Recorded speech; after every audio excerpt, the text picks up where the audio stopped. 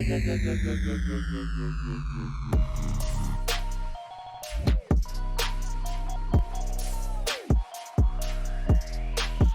up? Things going good? I don't know. It's too early yet. I don't know. It's too early. This is my one off day I've had this week, so you're getting it. So Awesome. No, I appreciate taking the time, man. It's no, of nice to course, yeah, finally talk to you. for sure, for sure. Yeah, man, I love doing these, so looking forward to it. I really do. Awesome. Yeah, so I kind of this is I don't know if you've seen any of my podcast type things. Basically, just a discussion with other collectors. I think Yeah, this will be number 9, I believe, nine or 10. So I haven't done too many, but it's been picking up here as of late, and got a few more scheduled. So looking forward to those. And yeah, I man. appreciate you coming on, Mason. I No, hey, kind of jump into it now. I'm recording already, so I don't really do the edit thing and all these. So yeah, let's go. I mean, I'm down. I'm ready for you. awesome. So I guess I'll introduce you a little bit from what I know, and which is probably, I'd say, almost a little more than normal. But so I've Okay, been following be you, nice. subscribed for quite some time. And probably the first video I watched of yours was probably like the fourth or fifth video, Mm, where you were man, talking about the Pokemon market and just like your first interaction face to face with the camera. yeah, Um, some of your other couple earlier videos where you just interacting with your website and showing that off. But I've been a long time follower and highly support your guys, your stuff. So Mason here is from Cardinal Gaming, co-owner with Zach, down in Southwest Louisville, Kentucky. I think the store started 2015, 2017 timeframe. yeah, yeah. And you're now working towards opening a second location, and that'll be awesome. So we'll get into that a little bit, and how much less time you'll have in your life. So Jeez, thank you. It's it's that'll be interesting. But you also came from what seemed to be California, right? And now you're in Louisville. yeah, yeah, So you made some journey there across the United States at some point in your life. And Cardinal Gaming's got, I think it was like 4.7 star reviews on Google and like 750 total reviews, which is an yeah. absurd amount of money or reviews compared to like my local LGS's, which is awesome. Like that speaks volumes. Cause like me being a millennial, like that's the first thing I look at. Like, how real is this place? Are they Right. relatable? Like, are they a good company? And that's, seeing that is just, I'm sure it does volumes for you guys, which is huge. Um, but enough of me introducing you. I'd like for you to introduce yourself maybe a little bit more from outside of what I did. No, yeah. Hey, you did a pretty good job. Jeez. Yeah, I guess I could just run through the whole spiel here and how I got to doing what I do. Um, yeah, grew up in California, right around Fresno. That is the less glamorous part of Fresno or California.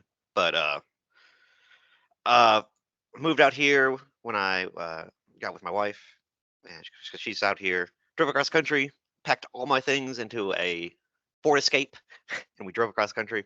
That was awesome. Got to see a lot of cool stuff on the way. Um, but yeah, she had children.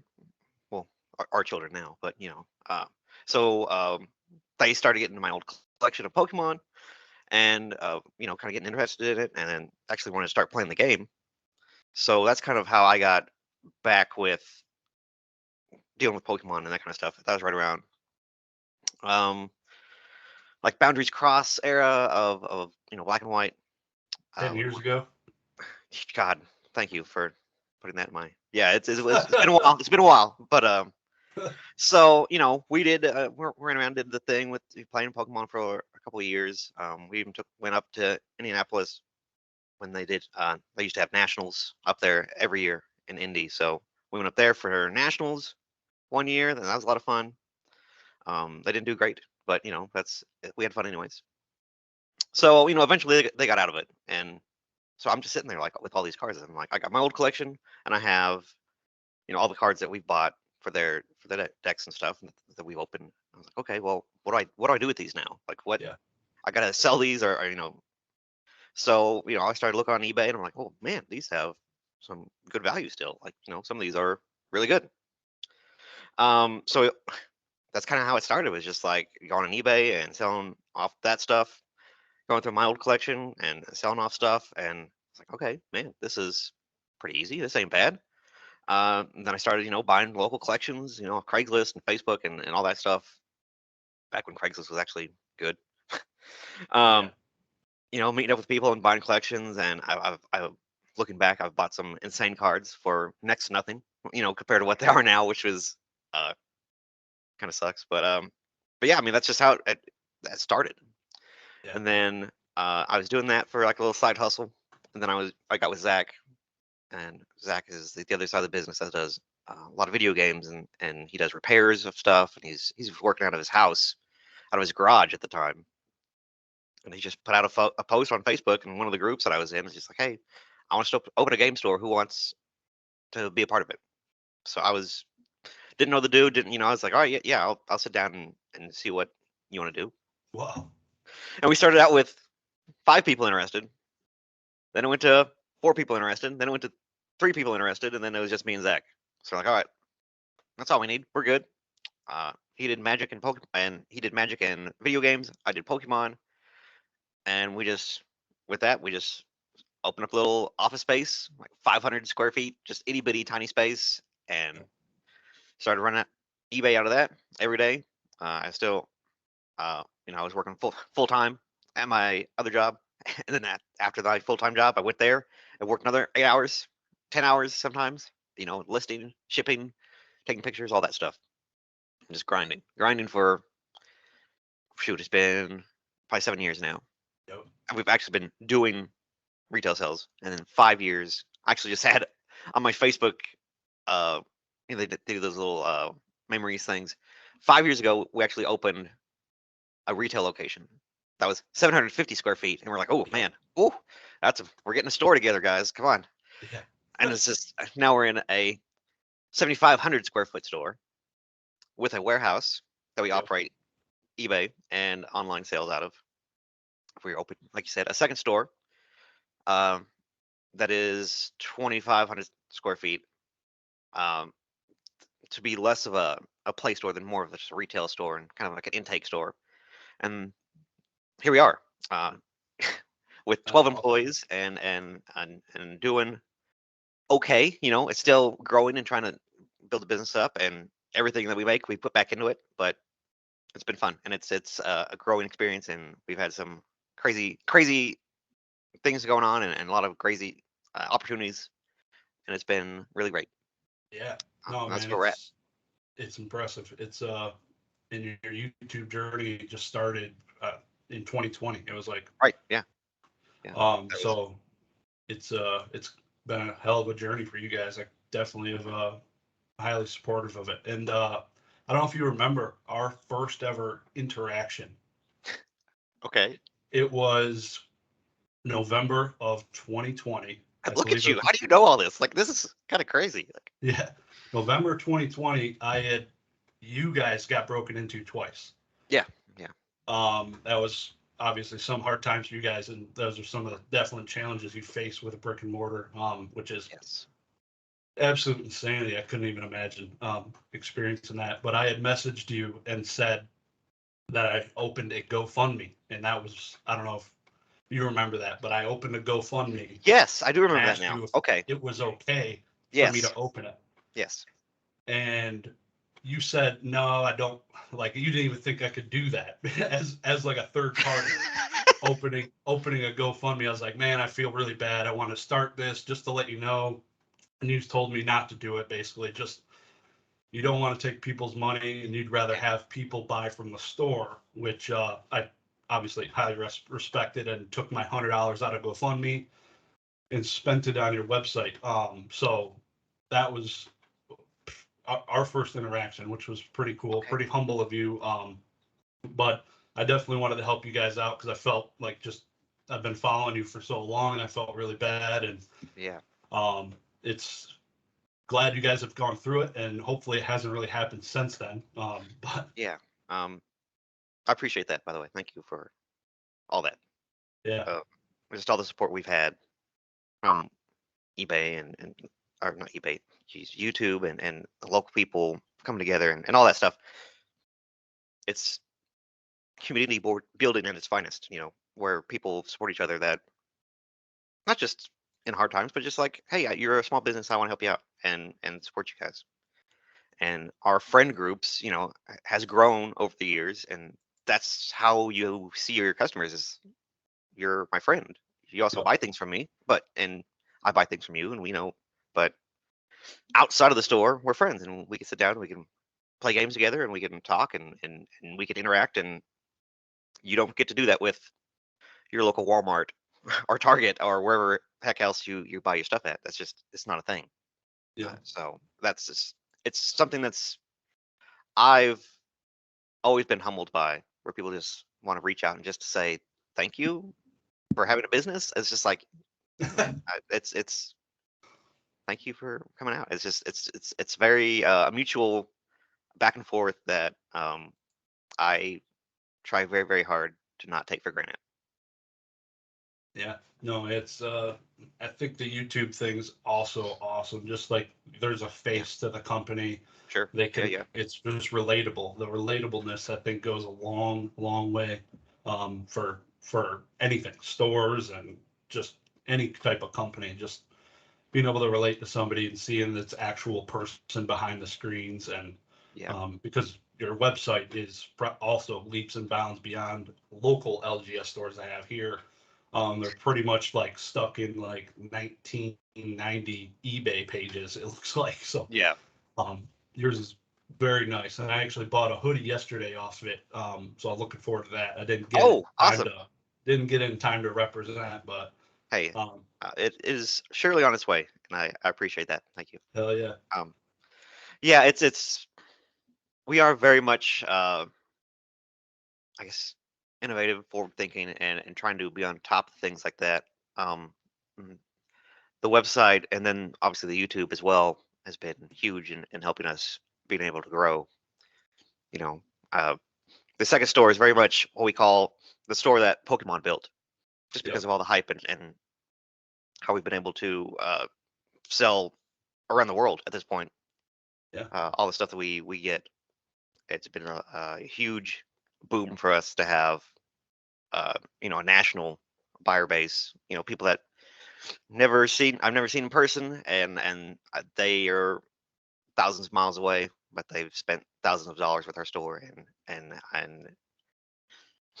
I appreciate it. hell yeah. And that connection will not be there without the website and the uh, YouTube being the way it is. So it's been a huge, huge game changer for us. Yeah, that's awesome. The second store, are you guys, is Zach gonna be the guy in the big store? Are you gonna be in the Pokemon store or? It's interesting. It's closer out here to me, so I'm actually probably going to be the main guy there, at least for a little while. So I'll be sure to make some videos and stuff showing it off and how it's you know in the location we're at now. We've been there for 4 years, four of our 5 year lease here, and we've started out from basically being like, and you walk in and see like a peddler's mall and like a flea market booth kind of level of displays and stuff, and then how we've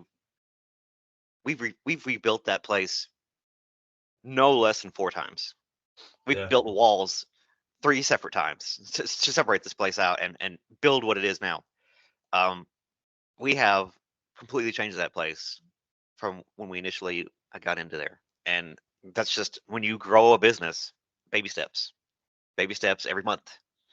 Of just like, oh, I can afford. We could get some more slat displays and display this stuff, and then you say, well, we need to build this out. Let's tear out a wall, or yeah, we want a back of house so we can process more inventory. Let's build a wall. Just all the stuff that you have to do and then obviously with the shutdowns and everything, we had to, okay, let's completely change our store again. We're not going to be having all this play space. We used to have, 120 seating for 120 people. We went and got rid of all that and built up another wall, made our retail space a third of the store, and then had all that for back of house stuff so we could do stuff online and build our online because there was no coming into the store at that point. So just that kind of stuff that you have to do to adapt your business and grow. And then we finally got to where I think our current setup is awesome and it looks really great. And I get compliments all the time of how clean and neat and organized our store is. And I walk in and I'm just like, oh, that sucks, and that looks bad, and that looks and I need to fix that.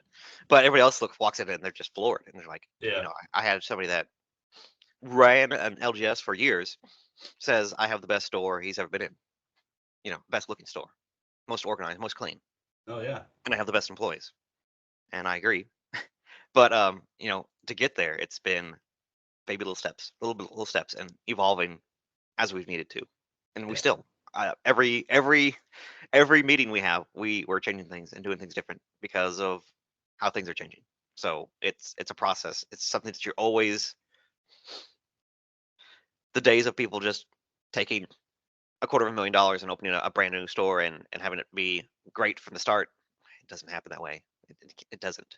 Yeah. You have to be very fortunate and in a fortunate position to open up a store just to almost make it worth your while. I don't know if it's still the amount of money that we've put into place. To have that going back and seeing a sort of any sort of return on that, but we're getting there, and it's we're in there for the long haul. So Yeah. that's what the constantly investing in your space, your people, your products, and building that stuff out. That's the part that has been awesome to see, interesting to see, and where we're going next is uh, you know I wish there was a plan, but it's not. Things are too volatile right now to even have a plan because in 3 months it's going to be different what we want to do. So it's just that's where we have to be able to adapt and kind of have your finger on the pulse of what's going on and where in the market is and things. And with us doing a lot of Pokemon stuff, we do obviously the grand spectrum of everything. We do you know D&D and video games and new video games, old video games, Magic, Pokemon, all that stuff. We're very much a Pokemon store, and Pokemon has propelled us Yeah. a lot. To be and I just happen to have a great interest in that, so that's helped out a lot too. And it's been fun for me to do this stuff. But yeah, I mean, what of in 3 months or 6 months, that market completely falls apart. We Yeah. have to be able to adapt and change things and continue to grow. And that's the challenge. That's the fun part, but also the very scary part. Yeah. You know, Yep. It's so kind of but so far stuck so in the good. back of your head just every night, probably, or you're Always, like, always, yeah, constantly. "Ah, It's all these daily. It's not an exaggeration. Daily micro adjustments of what we're doing and putting money into and focusing on. It's a process. It's something that you yeah, you never just like. Oh, I own a store and it's fun and let everybody do all the rest of the work and I'm good now. No, it's every day you wake up and be like, all right, where are we going? What are we doing yeah, next?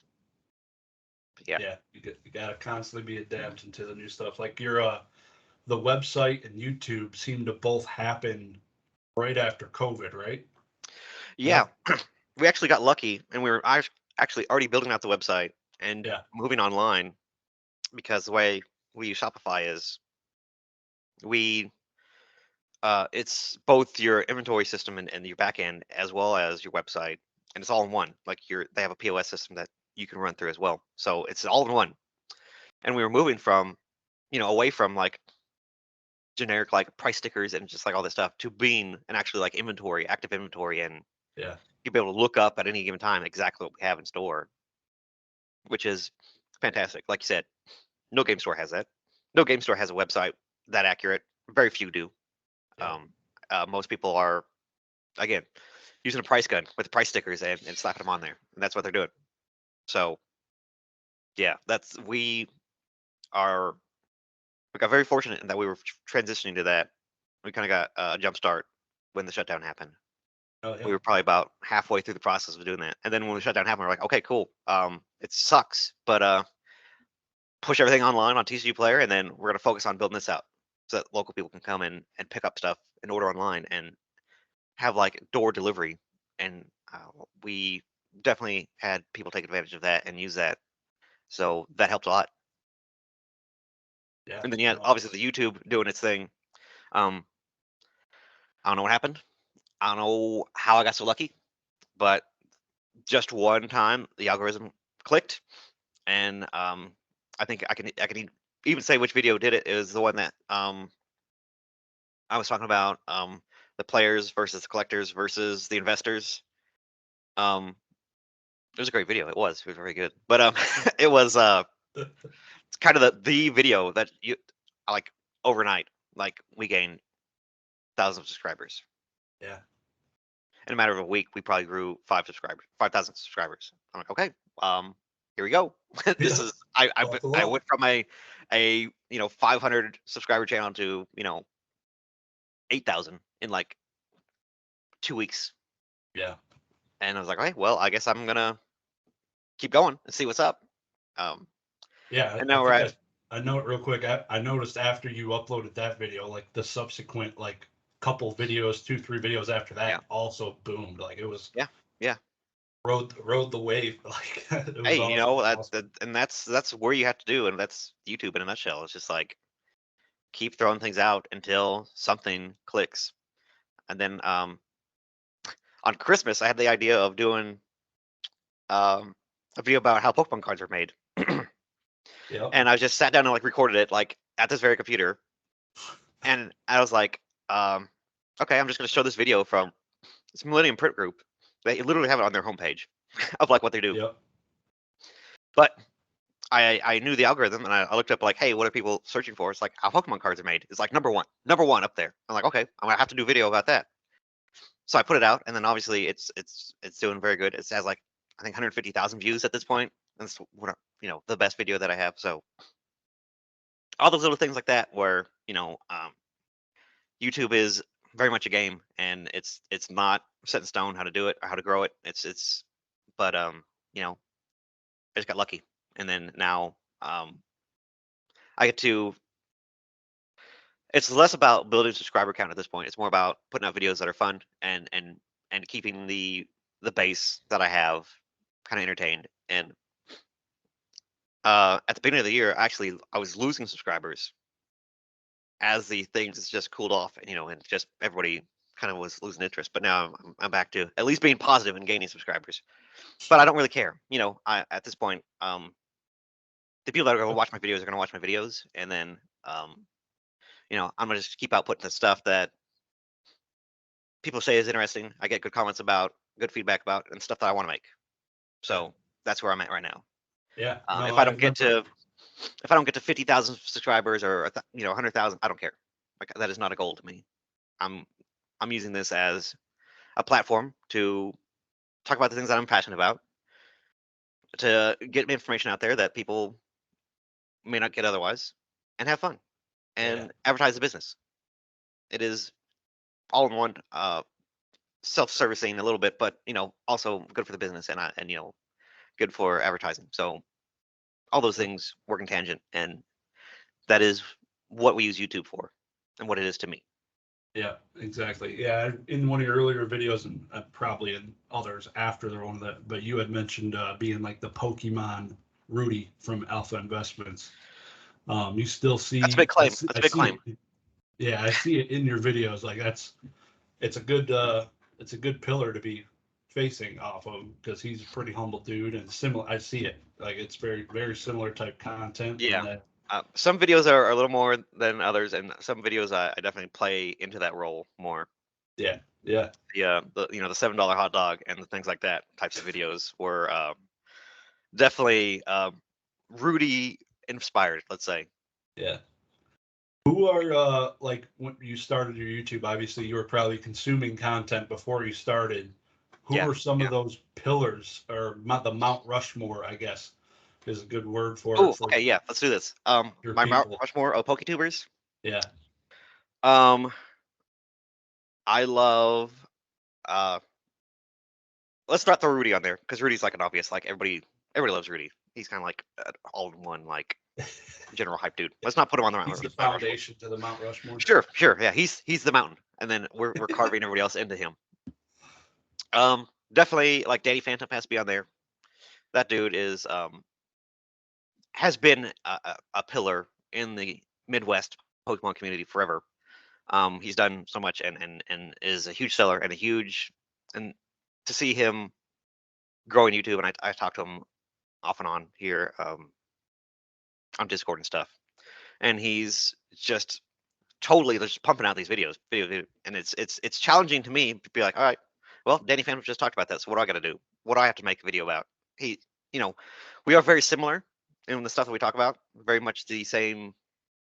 I'd probably say the same viewer base, kind of, but him being online, me being brick and mortar, I can bring that brick and mortar aspect to it, and Different opinions, yeah. yeah, absolutely, a different, just entirely different business models, different, Yep. like everything is different from the way I sell is very different from the way he sells. Yep. And he doesn't have any issue selling, but now I do because I have to balance the online versus the the in-store stuff. But yeah, Daddy's definitely up there. You say when I started, but something that actually has grown, and I've been very fortunate in being able to be a part of is Pat Flynn's Deep Pocket Monster. Obviously, he's huge and really just exploded in the space because he's very smart and he knows exactly what he's doing, and he knows exactly what to do to grow his channel to where it is. So to be there from 1,000 subscribers and watch him do his thing, it's like watching a magician do a magic trick. He's like, I've done this 1,000 times. I know exactly where to put my, pull the rabbit from to make this grow. And it's that's been very fun to watch. Who else would I put up there? I mean, Jake from Pokenomics obviously is like a huge.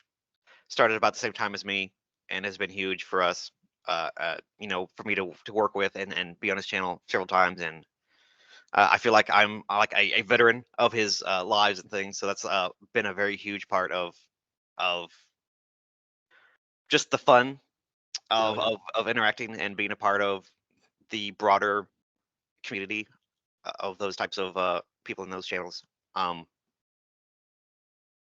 Yeah, he's just in his Discord. I'm in his Discord all the time and talking to all those people and having a good time with hanging out with him. So he's huge inspiration to me, and his information is informative to somebody even like me. So all that stuff that he puts out is something I soak up like a sponge, just because he's so knowledgeable and talking about things that I just don't have the knowledge in.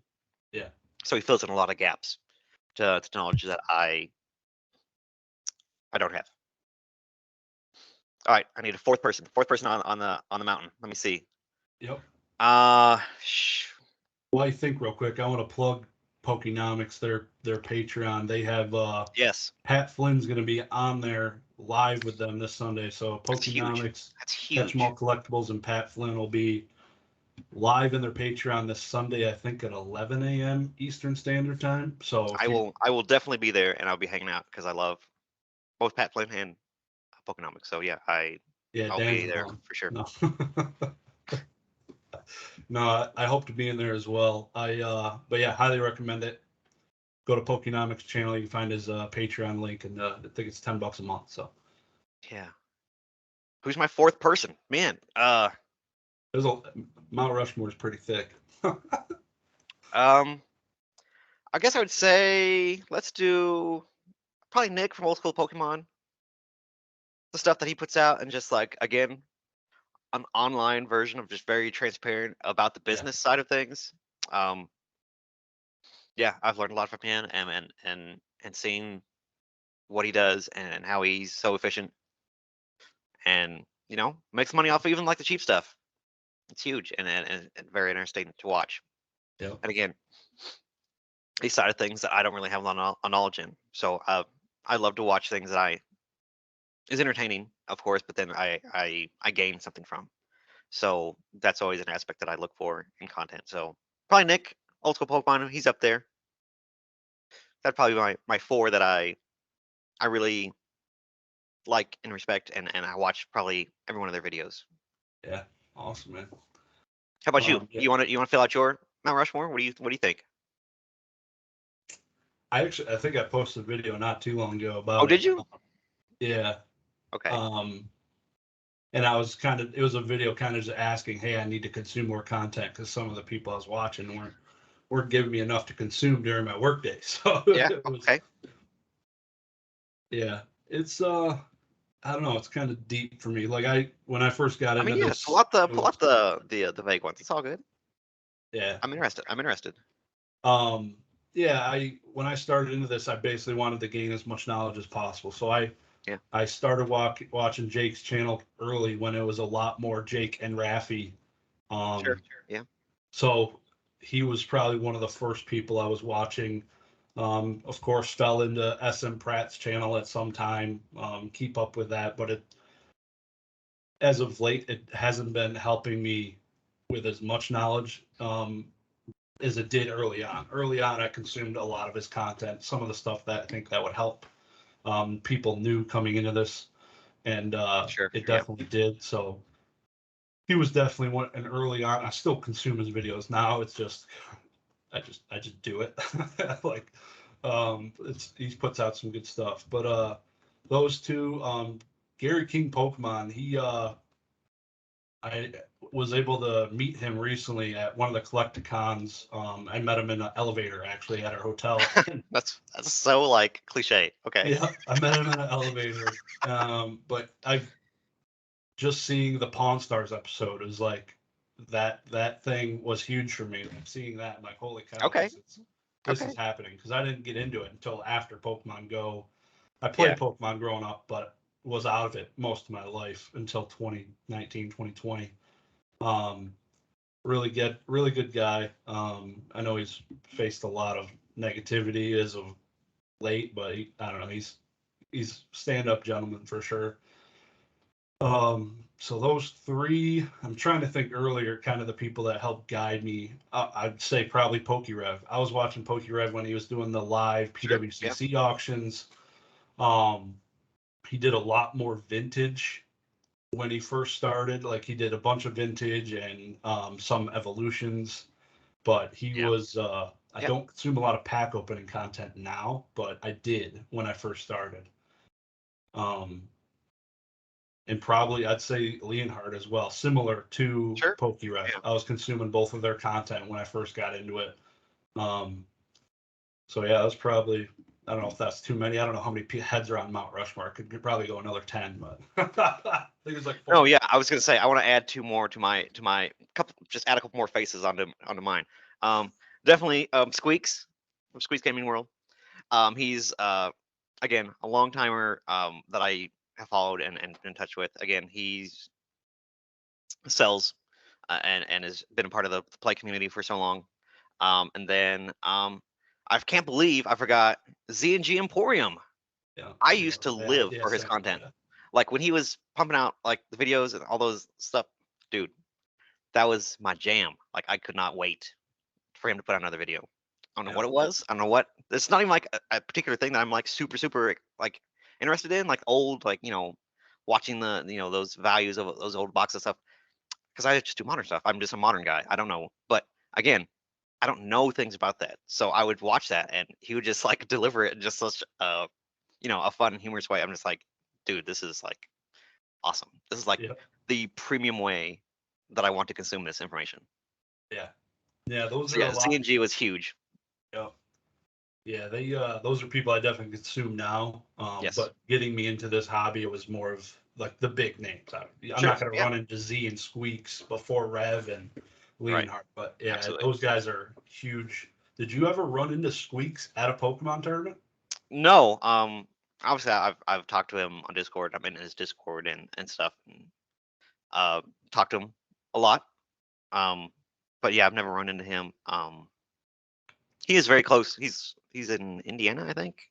Yep. So he's Fort he's just Wayne-ish? just up north a little bit, but yeah, he's I've never met him in person. No. So last night you guys did a live stream Pokemon tournament. How many people you guys got turning out for those? Um, it's growing every week. Yeah. Since things are getting a little bit better, a little bit more stable out there. We had 4 rounds, so we had 10 people. 10 people's for Thursday. It's not bad. Yeah. But again, as we get more people coming out and hopefully growing, um, we'll hopefully get more people than that. And I think the doing the live streams and stuff is fun, just because it just puts things out there, even for like the local community, just being like, oh hey, they're playing Pokemon. Shoot. Yeah. Hey, go watch my game. I just clapped this kid's cheeks in. Like, Typically, normally it's the other way around, but I don't know. Here recently, I've been doing okay. I went 3-1 last night, so I didn't do too bad. Did pretty good. nice. So you played in it? Yeah. I was the first person on the stream. I didn't have the mic plugged in like an idiot, but because we use the same microphone for our Smash Brothers tournaments. Gotcha. So it wasn't. I didn't have audio, but I was in the first one, and I got destroyed by With that, a Gengar VMAX. Gengar VMAX definitely beats Mew Genesect. oh yeah, So yeah, handily. I got busy popped pretty good. Yeah, But yeah, that's fun. That's something I love to do, and it's my one night a week that I get to actually be at the shop and play. So oh yeah. Yeah, my really good friend Rob, who he was in my wedding, and basically he's been in Pokemon and Yu-Gi-Oh pretty much since the beginning. mm, So he's always kept me in Pokemon. I go to Pokemon tournaments with him infrequently, but I still go. I'm familiar with Modern, and um, I love the competition. I love going to like Gen Con in Indianapolis and stuff yeah, like that, and yeah. sitting in those giant tournaments. Really fun. I even got like it's like it's a good feel. Like there's a Yu-Gi-Oh deck. I just Oh, sit here, okay. shuffle it, All draw right. some hands. Sometimes it's like All right. a therapy. Yes, So there's something awesome, and we've had a lot of people too. People that play online and stuff. And they're like, "Well, I've never played Pokemon physically. This is my first game physical Pokemon." I'm like, "Yeah, cool. Yeah, shuffling and doing all that takes some time. It's not as fast as online when it just randomizes it for you. But yeah, yeah, it's definitely it's fun to watch those people um have that played online and be like, yeah, this is in person. It's fun. Yeah, it is. yeah, It's like yeah, it's the same but different, very different feel. And there's no replicating, sitting across the table from somebody. It's just not. It's irreplaceable. It's just an awesome time. yeah. Are you going to Worlds? They kind of just, I think, just re-announced that it's happening. Yeah, no, I probably would not. If it was local in the states, I would probably think about it. But yeah, I'm good. Yeah, I don't think I'm going to London either. It'd be awesome, Yeah, but yeah, I would. don't think I'm going to pull that, make it happen. In relation, you just had a card show or a convention locally. Yeah, we did. It's called the Louisville Arcade Expo. It's they do a lot of like pinball machines and arcades as well. But it's they have like a kind of like a whole museum aspect of it where you can just play from everything from like the older like Coleco and television stuff, and then kind of work your way through like all even thing like you think of like the Dreamcast, but the Dreamcast is 20 years old at this point. It's just Yeah, like, geez. And there's people out there, kids playing Dreamcast and stuff like that. It's just like, man, this is really cool. Um, so that's kind of like a fun little aspect of things. It's my favorite show to do just because I like the vibe of it. It's just like a very laid back, cool, yeah, like there's like vendors off to the side of this big ballroom. There's vendors off the side, and on the other side they turn the lights out because they have all the pinball machines and all the arcades set up. So it's not annoying in the way that it's close enough for us to be like a big sound wave, but just hearing it off in the distance and yeah. hearing like a random like Ninja Turtle say cowabunga and stuff like that. It's just like as you walk by or whatever, it's just like, man, this is just cool. It's a cool feeling. So it's like it's a fun show that we love to do, and we did pretty good at it. I was surprised by the turnout. People showed out, and it was a lot of fun. Oh yeah, you gonna do any collecticons? I would love to go to Denver. I would. It just seems like that's what people are kind of wanting to do. So I would love to go out there. It'd be fun. It'd be a lot of fun. I'm working on it. I'm trying. Yeah. I Oh would love yeah. to do more stuff and venture out a little bit more and do more stuff. But maybe Denver. That'd be fun. So at your local convention you went to, was there any fans from YouTube that came up, or is it more just locals? Uh, I have had that before where we did some other stuff and people said, "Oh, hey, I watch your YouTube channel," and I get that a lot in the store, obviously. But nobody at the convention said that. But again, it's kind of a different crowd. It's more like a Yeah. video game Yeah. crowd. So I'm just a dude selling them you know Sega Saturn games. So it's whatever. But No.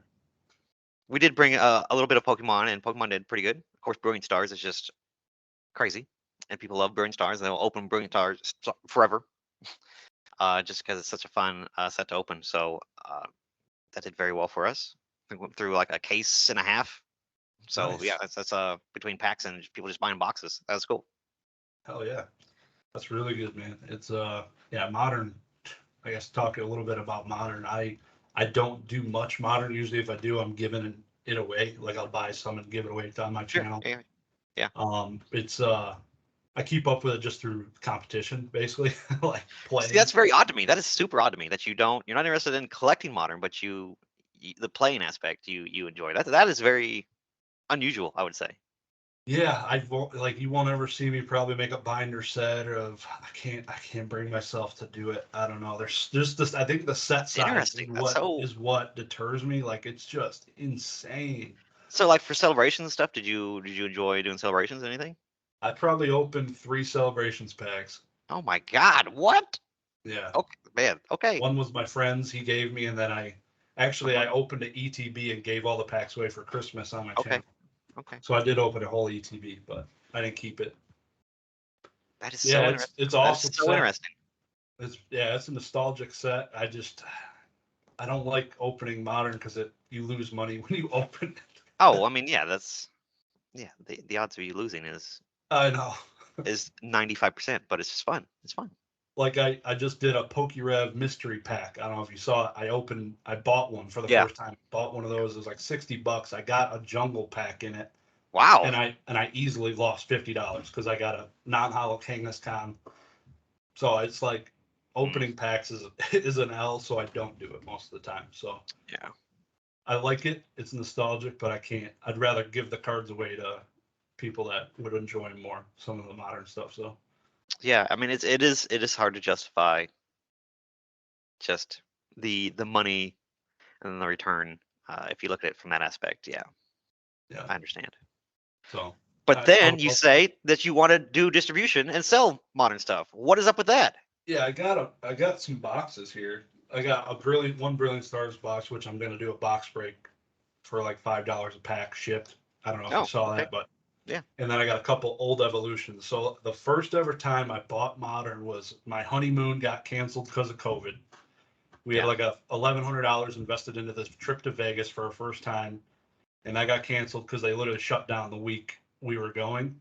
Mm. And I told my wife, it's like, hey, I'm gonna put this $1,100 into Evolutions booster boxes, and I bought merely it was like a case and it was 2 cases almost. Okay. Yeah. $100 Right. a piece. So I was Yeah. like, if these goes up, we'll use it on our next vacation. It wasn't our honeymoon; it was just a vacation. And Yeah. so the price went up decently in a matter of a year. So it went up to Decently. like, Yeah. yeah, it was at the time I sold. I was like, all right, the price is about $500 a box. We can have a much nicer vacation this year. So I ended up selling them, like staying true to my what I told her instead of Okay. holding. But we had a much nicer vacation down in Florida at a really nice resort. But I like the thought of buying modern boxes, sitting and holding, and then selling. It's not so much like the distribution. I made that distribution video, and you can bust my balls as much as you want. I want to. I want to Yeah. really bad. So in my mind, I would like the ability because I know you get stuck with a lot of crap you don't want sometimes. And I don't want to. If there's ever a way to avoid that, I don't want pin boxes and that stuff. I'd rather be able to open the door at the distribution place 3 months after release of product and say, hey, do you have stuff people aren't buying? Give me a chance. I can spend $5,000. Let me buy what's just sitting there. Give me an option. So that's kind of what I was hoping for. I don't want to be a pin box and the collection boxes, and more just buy some booster boxes when I can. So I don't know if that's even a thing. I haven't dug into it yet. Well, I mean, I know that right now, if you went to my distributor's website, the main one that I use, Southern Hobby, if you went on their website now, you would have a fantastic choice of either Chilling Rain or Fusion Strike for your booster Yep. boxes. That is about the only thing that you would even have a chance at getting. Yep. And up till recently, that wasn't a thing. So, but those are the two that people are sitting on currently. Yep. But how long would you want to sit on that until you? I mean, 5 years? I mean, how No. long is your window of that? No, so like the last time I wanted to purchase modern and I didn't was when Evolving Skies got second release and it Uh-huh. hit $100. I was like, this is a steal. I wish I had the ability to buy cases on pawn cases because I knew it would go up from there. That being what I feel is almost the best set of last year. It's going to go up, and I don't even know what it is now, probably 145 or 150. Yeah, Um, it's getting up there. Yeah. so hitting a 50% gain like that, I'd probably consider moving like that. If I drop $5,000 into those boxes and then could make $7,500, I'd probably do it. So it's not super long term, but it could develop into that. I'm sure I'd hold a case or something, maybe. I don't know, but Yeah. The shitty part about that. Sorry, I don't know if I'm good at cuss or anything, but power to you. I'm not power to- monetized. okay. Well, um, the situation with that is like you said, you have to wade through all this other crap to get to the good stuff. So, um, for a while there, we weren't even putting numbers in with distribution. They would allocate our allocation to us, and then we would say yay or nay.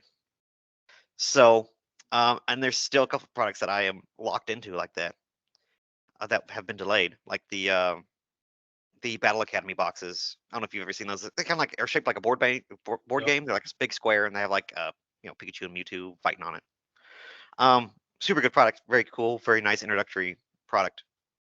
But they're making a second one, and I didn't put any numbers in for that. And I just looked the other day, and I'm allocated like 150 of them. I'm like, good lord, I don't want that many of this. Um, but it's just like and then I have the option to refuse it, if I don't want them. But it was a lot of stuff like that where it's just like, yeah, this random theme deck, you're in for 150 of them. And I was like, no, I'm good, thank you. Um, so, but it would work the other way too. We're just like, okay, you're in for, uh, you know, probably 60% of what you asked for these ETBs. I was like, okay, well, I guess that's all I get. Cool. I didn't even put the numbers in, so they literally just hand you whatever they feel like. And even for somebody that's me, I'm not a huge, uh, I'm like probably in like the top 3 of what my sales rep has, and and obviously there's dozens of sales reps at Southern, so I'm definitely like probably in the top third, maybe of stores accounts, Yeah. but I'm definitely not like a huge buyer, and I'm definitely not like the the buyer for the Southern and getting stuff from them. So I get good allocations, very good. I mean, I get very close to what I asked for most of the time, but I'm definitely like not. Um, if in the height of it, last year I was definitely like not getting as much as I could have probably Yeah. moved. So there's that aspect of it, and then yeah, again, it's changed now.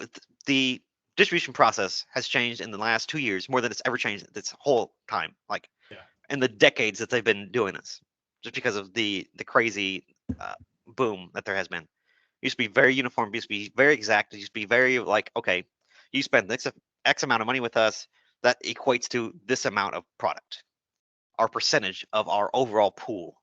and then they slice it up based on how much you spend. It is less that way now, and it's more of like based on maybe your overall spending or how long you've been spending. Things like factor that in, like if you are with them for pre-release, because we have to pick a distribution company to go with for our pre-release allocations, and Pokemon, uh, and they seem to favor you if you have that set up with them. And again, just the longevity of your business is a big part of how much product you get. And it's almost like if you go in and you start green, not green, uh, you there's no opportunity for you to even grow because you're new. You don't have a store. You don't have pre-release. You don't have so I. It's very difficult for you to get the products that you want, but you can probably get plenty of the stuff that nobody else wants, Yeah. and that's just where it is. Um, Yep. And so I don't have a it's not warehouse, which no I think is another exactly. issue. So You don't have a warehouse to put all the crap that's not selling, like I do. So. Uh, but yeah, it's like I said, it's changed a lot. And again, the pricing alone is also very subjective. It used to be like, you know, you got to a point where you're like, okay, if you buy uh so many cases, this is your price. It lowers than the guy that's only buying one case. But now there's such a wide swing. There's people that are probably paying $90 a booster box. I'm paying 83. There's people probably paying 78 still, just based on how long they're counting, how much they're ordering. It's such a wide swing. And from some companies that they will purposely hold back product from allocations and just be like, okay, we have this booster box. It's $120. Who wants it? And they just like it's it's not it's not how it's normally done, and that's kind of I don't want to if you want to say it's shady or whatever. It's that they're kind of hoarding this product to sell for more, but it's happening. It's a thing that people are doing, yeah, and they have after allocation they have this is the term that my guy uses. It's called slush. Slush is just extra stuff, or maybe that didn't get allocated, or Pokemon will send like another little secondary wave of stuff that's not allocated to people. And for that slush, it is not at that $83 a box. If I want it, it's 85, 90, in that range of, and I'm limited to how much I can get because they're going to sell it to the guy that has to. If they're at 90, they want to sell it to the dude that has 95, that they might bump it up to, or $100 that they might bump it up to. So it's kind of a weird thing where, yeah, I get all my allocations up front, but on that slush product, I have to pay extra, yeah, and they're going to favor people that are going to pay more. So it's interesting. It's very interesting how some distribution people work that way. But yeah. in that same vein, we just had a wave of Darkness Ablaze boost ETBs. Very odd, very weird. Just like okay. Yeah. Um, Again, this is Pokemon. I said in one of my videos, this is Pokemon moving out that product that they had for like box products, like the Lucario V Star boxes and stuff. They throw random packs in, right? And they've had these Darkness Ablaze packs, I'm sure, that they've been sitting on, and the Viv Voltage packs they've been sitting on. Well, now they have tons of Fusion Strike and uh, what's the other set I just told you? Chilling Rain. Chilling Rain. They have all those packs now, so they're kind of wrapping up all that stuff to put it into actual products. The other packs that they used to have, Yeah. and then moving forward and just like, okay, we're gonna have Chilling Rain and Fusion Strike. That's gonna be the stuff that you see in all these boxes and tins from now on. So they kind of do this rotation where they have like leftover stock. Pokemon does, and then if they don't need that anymore, they bundle it up and they reprint it. And they can't do booster boxes because they can't guarantee the randomization of a booster box. So the biggest product that they can put it in is an ETB. So they put them in ETBs. And that's how I'm getting all this other ETBs. That's how we saw these like Sun and Moon boxes. Again, very clearly they were doing that because Sun and Moon used to be a pack that was it everything for forever. Yeah. And they did the same thing with Evolutions, where it's just like Evolutions used to be in everything, every box product for years and years had Evolutions packs in it, and people hated it because there's nothing playable in Evolutions at that point. 3 years removed from the set. There's nothing playable, but they still put them in these boxes. So people used to hate it, ironically. But yeah, you can.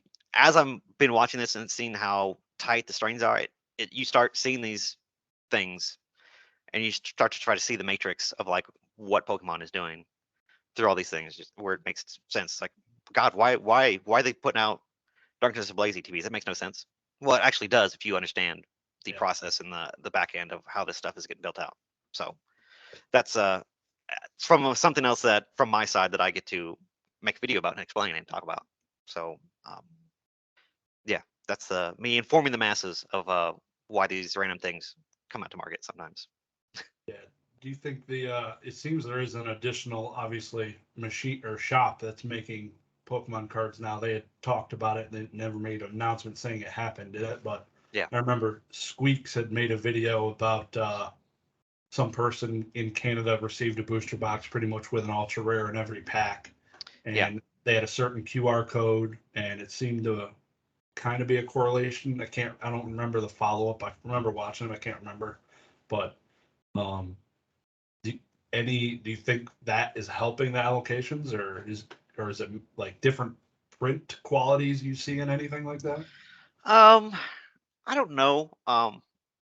These machines that they print on are $1 million machines. Like these are very expensive. Like press. The whole setup is multiple millions of dollars to make these types of products. So, um, especially right now, I'm sure there's not that stuff widely available, and like it takes a while to get all that stuff set up and running and all that. I don't know of anybody else that is printing yet. Um, Obviously, still, I think Pokemon is still not able to print as much as they want to, and they're still struggling to get things out there still. Um, so I'm sure that they would love to have these other printing companies, businesses up and running. It would make a lot of sense.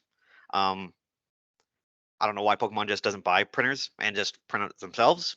Yeah. Same people like with like Wizards of the Coast with Magic. Why don't they own their own printers? That makes no sense. In Japan, Pokemon owns their own printers and they print their own product. So it's just weird that they don't do that in America and for the rest of the world. But I don't know. Maybe they are, and this is like I said, it just takes a while to get that type of facility up and running and put together. But Yeah.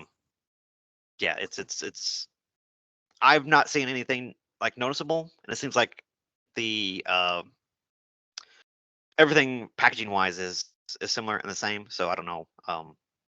It seems like everything is been uniform and pretty typical for the past couple of years of what things have been. Like I'm not getting like a random weird label. I'm like, oh, what the hell is this label? I don't understand what this is, but it seems Right. very similar. Hmm. So I don't know. And again, uh, a lot of the stuff people will be interpreting as reprints. Like Darkness Ablaze got a reprint. No, it didn't. This is just the slush packs that they have been sitting on, and they're Yeah. putting in ETBs. When they get booster boxes, and we see new booster boxes, that's when you know it's a reprint because again, they can guarantee the pack hits that way in a product like a booster box. If it's just ETBs, it's not a reprint. There's no change to the code or anything though for print one versus print two, right? It's all the Correct. same. Yes, it is all the same. They do have like print run codes like inside of a booster box. They'll have like a little code on the inside flap, or on the labels. They'll have like a different code. But yeah, Yeah. it's these print waves are so huge and so massive that that they're running these machines for weeks that 24/7. These print runs are so huge you wouldn't notice it anyways. If it was something different. Yep. Hmm. That's crazy. I'd watched a couple of your interviews. You had a couple of them that I saw on YouTube, not just the Pokenomics discussion. There was a couple other ones, but you had mentioned you don't really collect anything. It's basically Mm-mm. everything's going to the store, so it doesn't for you. It Yes, doesn't make too much sense. And you do have your Arcanine plushie up I there. do. You can barely see him. He's up there. Yeah, I can He's see over him. there. Um, anything like as you play video games, or is there what does Mason do kind of as off time besides talk to the green shiz? No, yeah. Look, I don't get a whole lot of free time to be completely honest. I don't talk about this a lot, but I do work. I'm actually just put my 2 weeks in for my job. I work part time.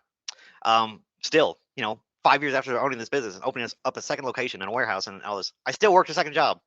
Yeah. So that's kind of something that right now is the time to leave if I was going to do that. And I'm going to make a video and talking about it and like the real struggle of opening up a business, and not having things like insurance and Yeah. stuff like that you have to take care of, and stuff that the process and stuff that people that go and work for even like a McDonald's, you have better insurance than I would have as a small business owner, and or Yeah. even could get.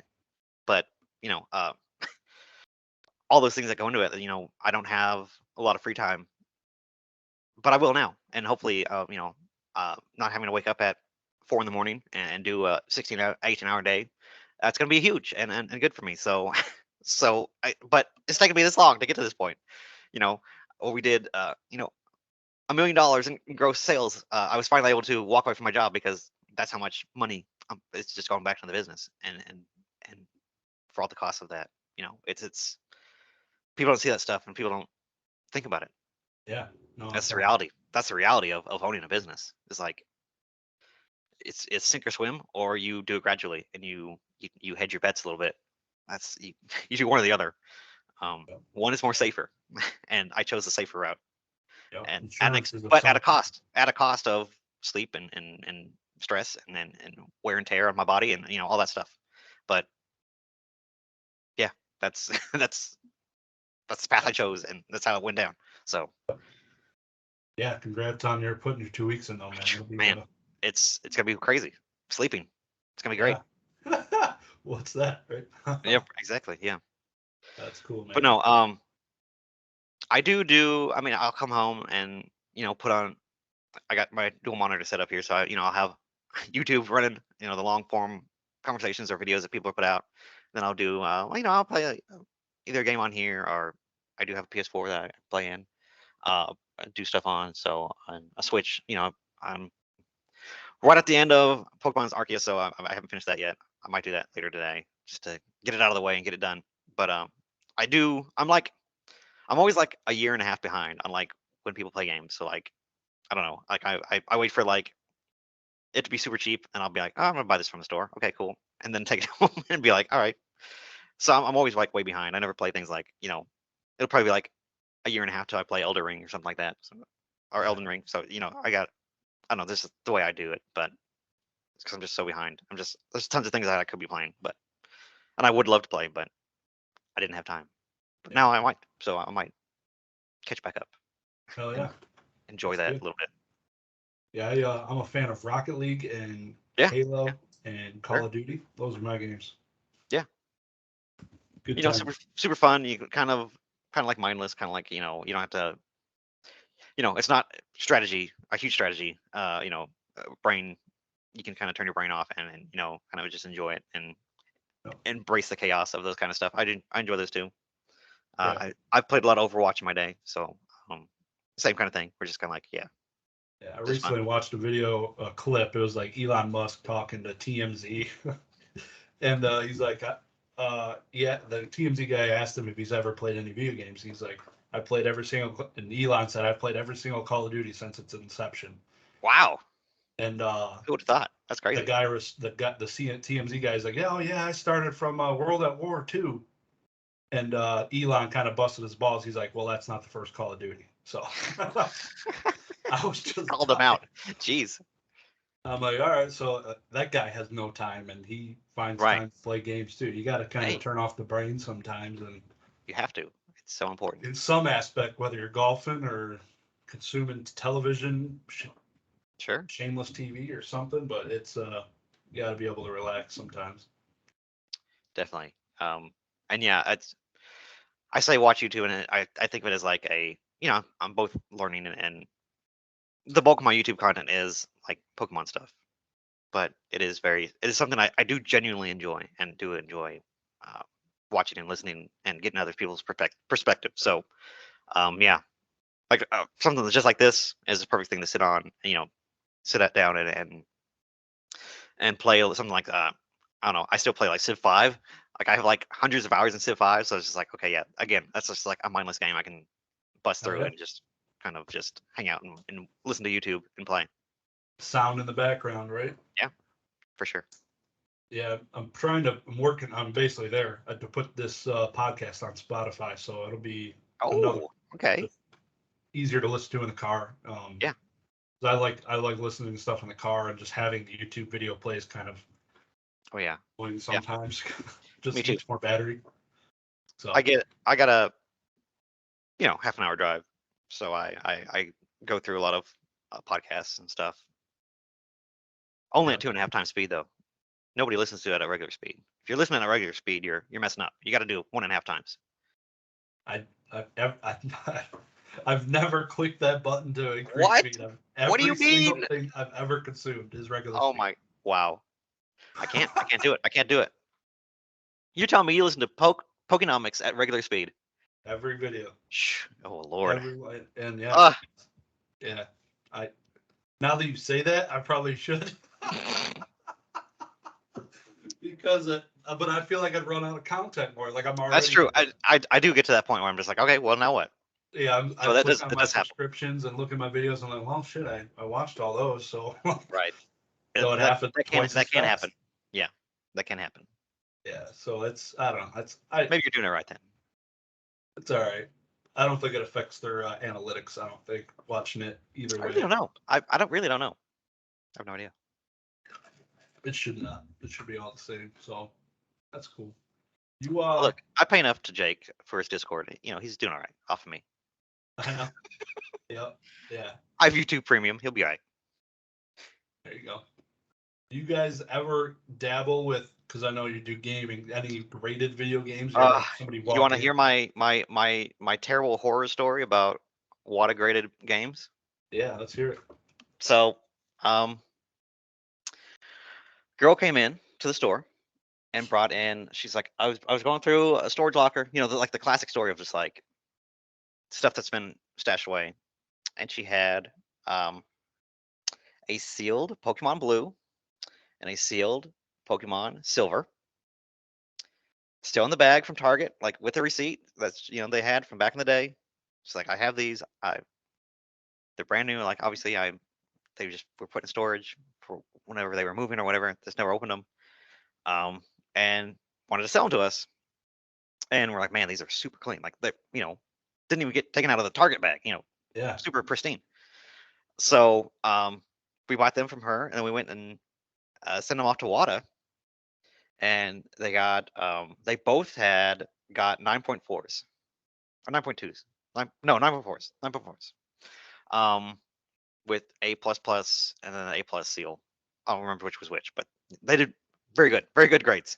And we were looking at the market, fast forward before the whole controversy with WADA and all that. We had them up on eBay for like $30,000 a piece, 25,000 or somewhere in there, and that's what Yep. they had been selling for. We went back, and when we went to go sell them for real, because you just put them out there and just like, all right, whoever wants to make me an offer or whatever, talk to me about it, whatever. Yep. And we have turned down offers of $21,000. And then the whole controversy with the WADA and the price of everything, especially top end stuff, just plummeted, like got destroyed, just ridiculous. Like, so like, well, we've had this on eBay for a year. Everybody that's watching it is going to be watching it. I mean, we just ran a week auction on them, and they did pretty good for the price that they were now. I think we got like 3.5 a piece out of them. Yep. I was just like, man, that sucks. But it's still, we paid probably like maybe $1,000 for both of them when we bought them. So still the come up was real. But just like shoulda, coulda, woulda kind of situation. Those That's things just went to the moon. yeah, Really, they were like the yeah, fastest moonshot graded video game, all of them. yep, yep. And those things came down faster than every other graded video game. While you had your silver version, I remember the listing now, I had a 9.4 A plus myself. And I think your sale was the comp for mine because I sold mine for 3.5K at like a Collecticon. Yeah. And again, I was in it for like a grand. So, but yeah, I got a 10K offer probably, and just turned it down.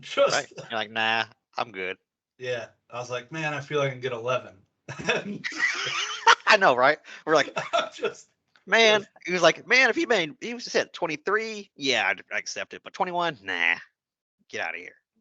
in hindsight, yeah, that's the way it goes. I was It's like, yeah, just exactly. It's like, cool. I could have bought my entire retail fixtures for the new store, but oh well.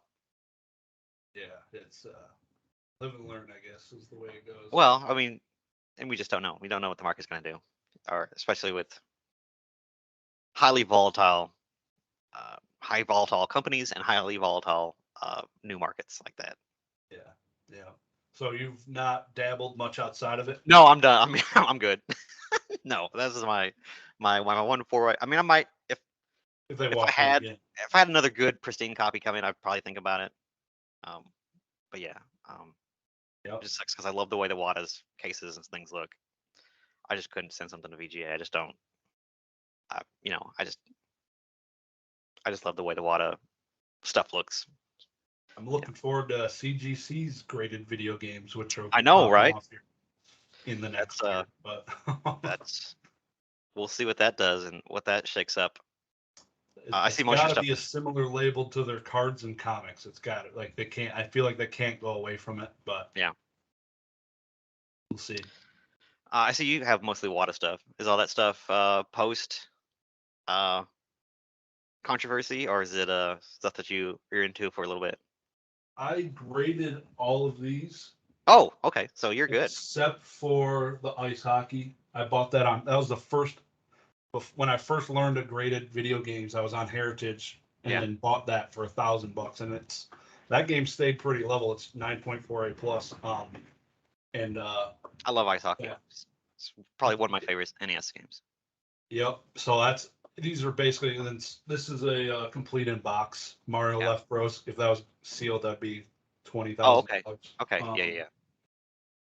And a couple of do not sell before like first print Halos, Halo 2, Halo 3. So Okay. Okay. not a whole lot of money. It's probably five That's cool grand though. Like I all said, in. it's just, they're beautiful pieces. Like I said, I love the water cases and the way they look on a shelf. Yeah, I'm just afraid I got a window here. I just don't want sun fading, so I gotta. They Hmm. say there's UV protection, but we'll see. Yeah. I guess I'll find out. Yeah. Yeah. Though, I mean, I am not completely on board with grading games. Obviously, the money's there, so it makes sense to as a business. But I mean, you go back to say same thing about grading Pokemon cards. It's just like as a store, an LGS, I have videos way back there about it. Just like stores don't grade Pokemon cards. We just don't. You know, it's all more about the flipping 100 times for 10% as opposed to the long 50% return Yep. that's going to take months. It's not the business model doesn't support that, especially Yep. where most LGSs don't have a lot of cash on hand. Like again, when you start a business, you put everything into it, and like you are on a monthly basis doing all you can with all the funds. There's nothing extra. There is nothing.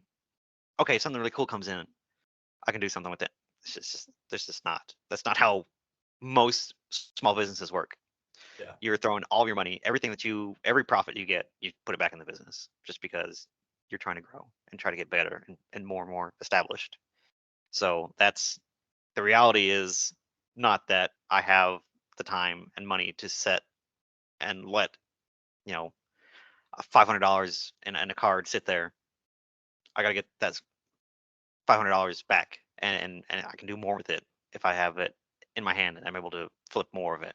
You know, Yep. I can turn that 500 into 2 grand in a month as opposed to the long haul of maybe in a month or two having that turn into you know whatever type of return grading the card would get me. So there's that aspect of it Yep. where Yeah. it's just short term and doing more with less that LGSs have to do.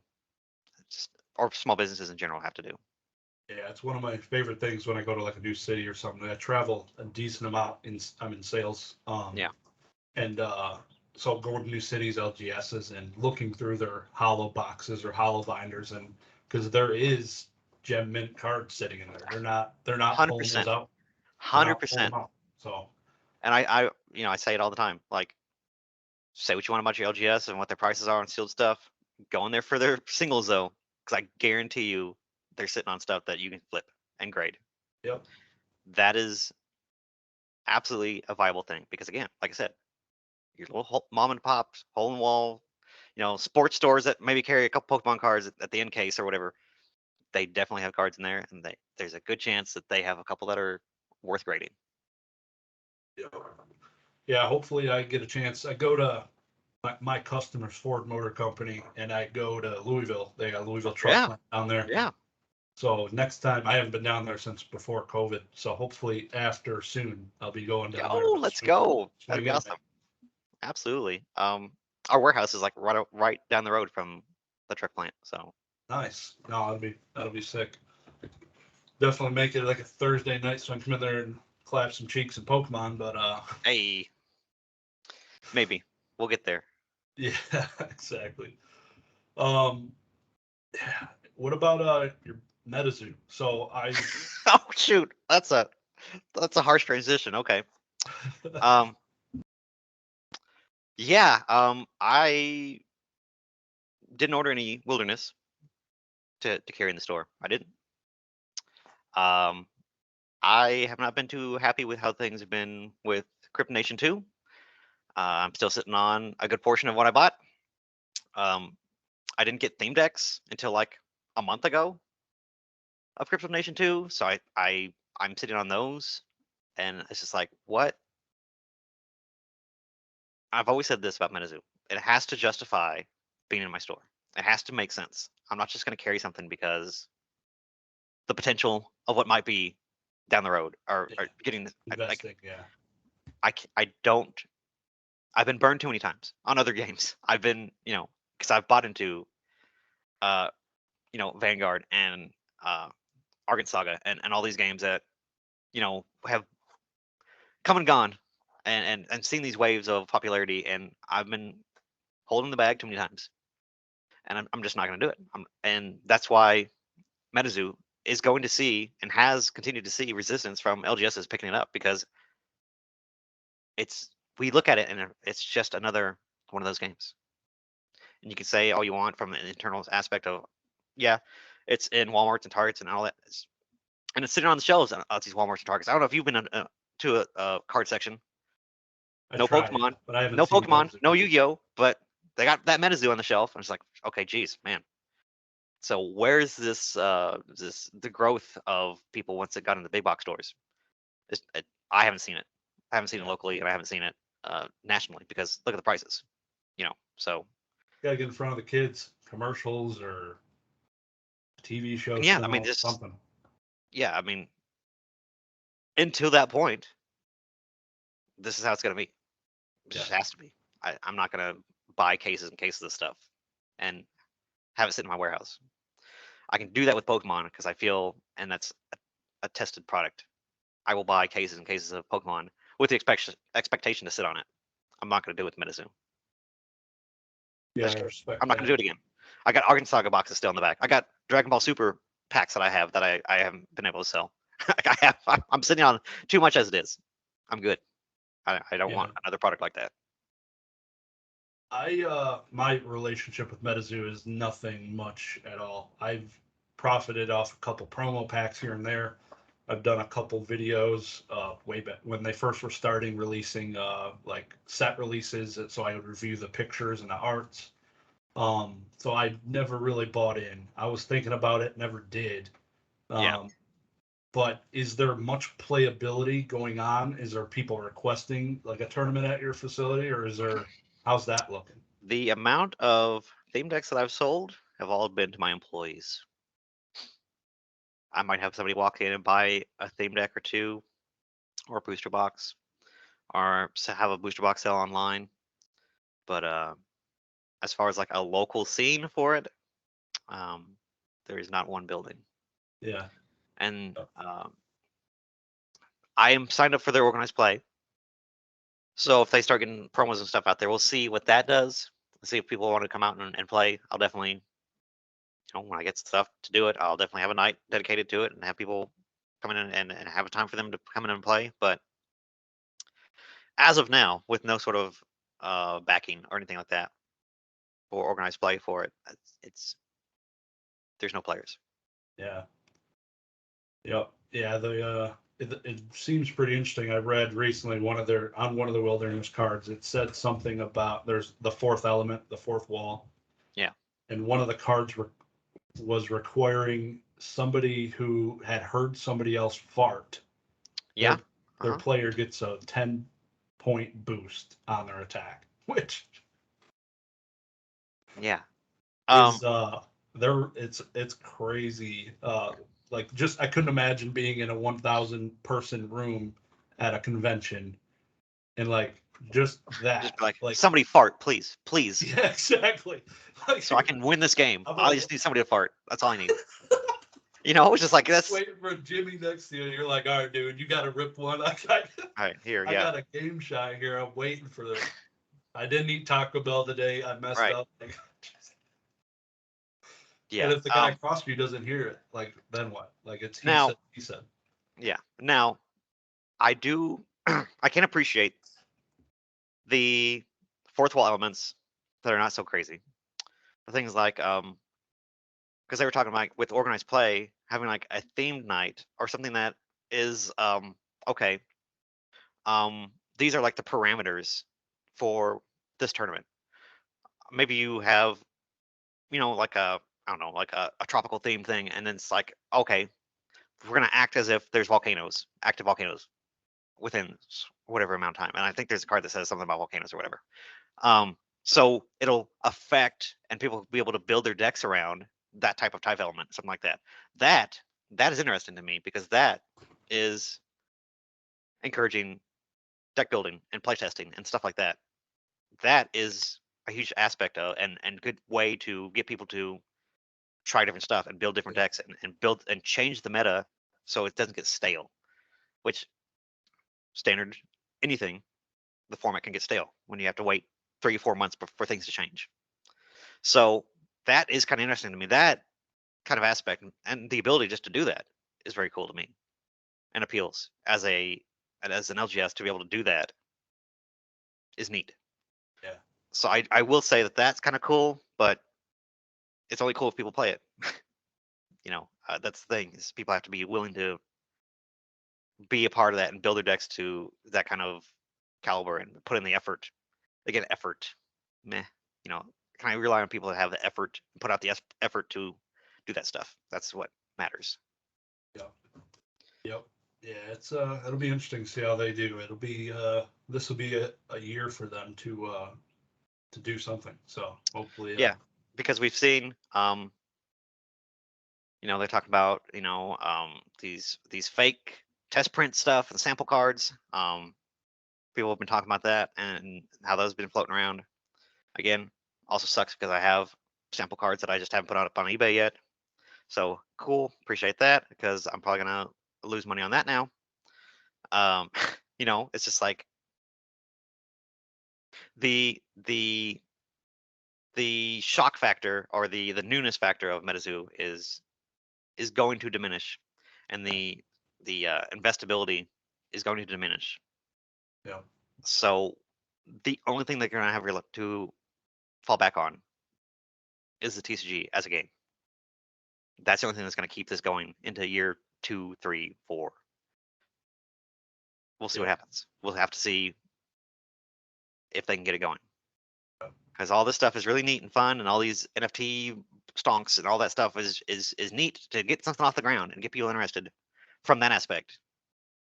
But longevity is the playability and people that are going to casually get into this game. Because the more you put out, the more people that aren't interested in it from a collectible investing standpoint. Yeah. If you tell somebody that there's 100,000 of wilderness boxes, I'm not going to invest in that. Why would I invest in that? Especially if there's people, and the only people that exist out there are the people that are doing the same thing as me. sitting on these boxes. It's from a rudimentary standpoint, that is not an investable item. When there's everybody else doing the same thing that you do, hoping to hold it until all boxes get open or whatever, it's never gonna happen. It becomes Beanie Babies at that point, you know. Yep. Yeah, in my mind I treat it, it's like MetaZoo is similar to like an NFT. If it's not getting pumped up, the prices aren't climbing to the moon. The celebrity, he did great. Mike Waddell did great with the marketing, who he got involved early on, the timing Yeah. of all of it was huge. Which I think is another reason why Argent Saga didn't do good. A local Yu-Gi-Oh friend, Jeff Jones, was one of the co-creators of it, and Yeah. the timing was pretty bad. It was right before COVID, and just when COVID hit, organized play dissipated, and Yeah. So you're familiar Ultra with Reality like Games was yeah, big on organized play. exactly. Like they were the guys. They were the guys that went and did those big tournaments, you know. Yep. And when they said, "Oh, we're gonna make our own game," you see the switch and you're like, "Ooh, okay, that's risky." And then the risk of like the worst case scenario for them was a pandemic Yep. and people not coming out. So in either scenario, I think they were probably not going to be in a good spot, obviously. But yeah, it was kind of doomed at that point, which sucks. Yeah, I was looking forward to that one. That would have been interesting. Yeah, COVID's a son of a gun. Yep, That's that's for another sure, man. that was another game we were getting into and carrying and selling a lot of, and then yeah, when they canceled the game, and I was still sitting on cases of these booster boxes, like, well, cool, man. What's your buyback program, right? Right? Do you have a no? Yeah, exactly. So yeah, I've like I said, I've seen things come and go too many times to be and look at MetaZoo in any other way than just you know a a a game that I have to treat like I've seen everything else go. Super hot out of the gate, super cool first year or so, and then what? Yeah. That's what matters. Yep. Yeah, it's like like owning an LGS. Like the first year's a son of a gun. I'm sure it's like Oh yeah, not very profitable if at all. Like so, it's any business. It's restaurants. It's oh whatever. It's absolutely. most Yep, things. So yep. um, yeah, it's crazy. Kind of related. Like, what are some of your? Obviously, you guys have your second store coming up. Is there other goals that you guys have set forth, or personal goals for yourself besides not leaving your other job, which is going to open up some time? Yeah. So business wise, um, I made a recent video about talking about bulk and stuff like that. Yeah, Um, that was a video that and bulk seems to be like a big talking point right now. I'm actually friends with people that do a lot of deals with MJ Holding and those types of companies because that's where all this bulk goes. I don't know if people know that, but all these stores that are buying this bulk and then they sell it to somebody else that sells it to somebody else, it eventually ends up into MJ Holdings' hands all where those dealers. they make those random packs that you see in Walmart and Target that suck and have those big blocks of plastic cubes full of bulk basically. That's where they get it from is people selling it up the chain to them. And I actually saw where they traded 7 million Pokemon card bulk, an entire tractor trailer full to MJ Holding, um, and they had sealed product returned to them. I'm talking, the big like 5-row boxes that you put. Yep, yep. Yeah, I saw that video you just posted. They had entire 5-row boxes full of packs like of what they have? Flashfire and like Hidden Fates and Shining Fates and all these like big 5-rows of all these packs, just loose packs. Again, they use these for their randomized products, and when they make Yep. those mystery chance of opening getting a jungle booster pack, whatever. These old booster packs, all this stuff is left over from that, where they went to bulk and traded it for the bulk, and gave this big store conglomerate sealed product in return. So those are the types of deals that are going on, guys, and that's the kind of stuff that is happening with bulk. So I'd love to, on the other aspect of that, focus more on putting things like on TG Player in like a mass way, and being able to sell that kind of stuff myself. So I hate to sell an entire 5 row of Magic cards for $15 when I could turn that and sell all those cards for a quarter in piece instead. I'd much rather do that. So that's where we're putting a lot of focus in, a lot of more time in, is to building out our single selection for like the lower value stuff.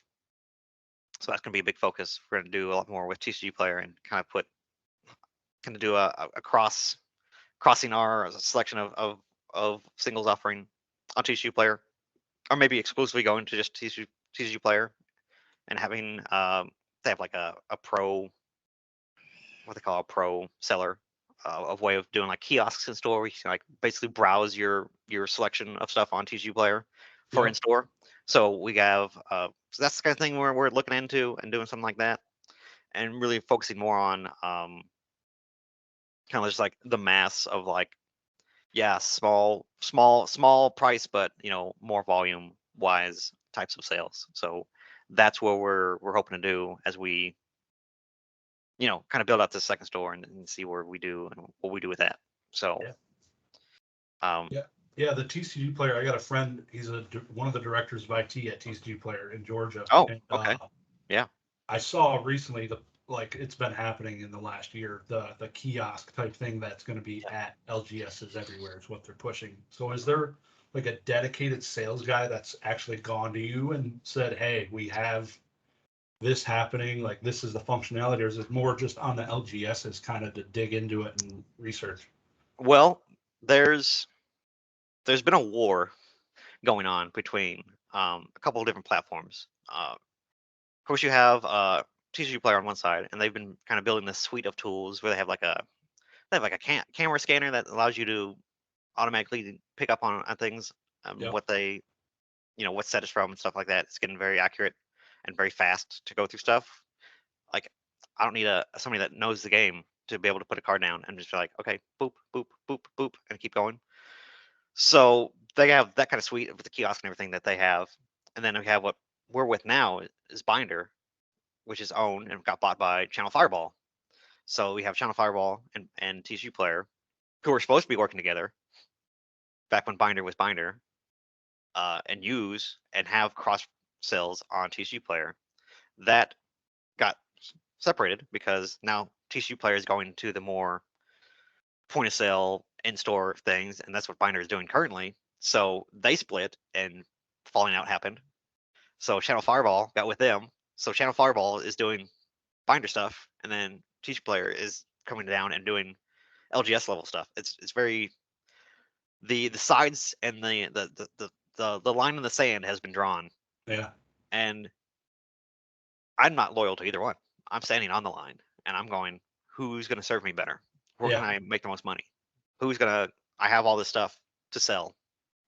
Yep. Which way sells it the fastest and the easiest? Um, we're Yeah. gonna see. We're gonna see, and that's where we're at right now.